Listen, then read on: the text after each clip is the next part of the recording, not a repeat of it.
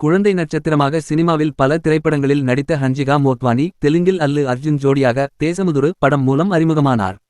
அதைத் தொடர்ந்து 2007ஆம் ஆண்டு முதல் 2019ஆம் ஆண்டு வரை தமிழ், தெலுங்கு, மலையாளம், கன்னடம், ஹிந்தி போன்ற படங்களில் முன்னணி நடிகையாக வலம் வந்தார். ஹன்சிகா மோட்வானிற்கு திரைப்படங்கள் எதுவும் வெளியாகவில்லை என்றாலும் இன்றும் ஹன்சிகா மோட்வானிக்கு என்று ரசிகர்கள் இருக்கத்தான் செய்கிறார்கள். குறிப்பாக ஒரு கல் ஒரு கண்ணாடி படத்தில் இவரை பார்த்து கிறங்கிப்போன ரசிகர்கள் இவரை சின்ன குஷ்பு என்று புகழ்ந்து கொண்டாடினார்கள். அந்த அளவுக்கு ரசிகர்களின் மனதில் இடம் பிடித்திருந்தார் ஹன்சிகா. இவர் 2022ஆம் ஆண்டு மும்பையைச் சேர்ந்த தொழிலதிபரான சோஹைல் என்பவரை திருமணம் செய்து கொண்டார்.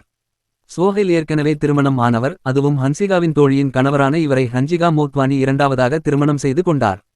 திருமணமான சில நாட்களிலேயே இவர்களுக்கிடையே கருத்து வேறுபாடு ஏற்பட்டதாகவும் இருவரும் பிரிந்து வாழ்ந்து வந்ததாக சொல்லப்பட்ட நிலையில் கடந்த மார்ச் மாதம் இருவரும் சட்டப்படி விவாகரத்தை பெற்று பிரிந்தனர். தற்போது ஹன்சிகா மோட்வானிக்கு படம் வாய்ப்புகள் எதுவுமே இல்லை என்றாலும் இணையத்தில் மிகவும் ஆக்டிவாக இருக்கும் ஹன்சிகா மோட்வானி தனது இன்ஸ்டாகிராமில் காக்கி நிறத்தில் குட்டி டவுசரும் வெள்ளை நிற ஷர்ட்டும் போட்டு அட்டகாசமாக போஸ்ட் கொடுத்துள்ளார். அந்த போட்டோவை அவர் பதிவிட்ட சில மணி நேரங்களில் அது வேகமாக பரவி வருகிறது.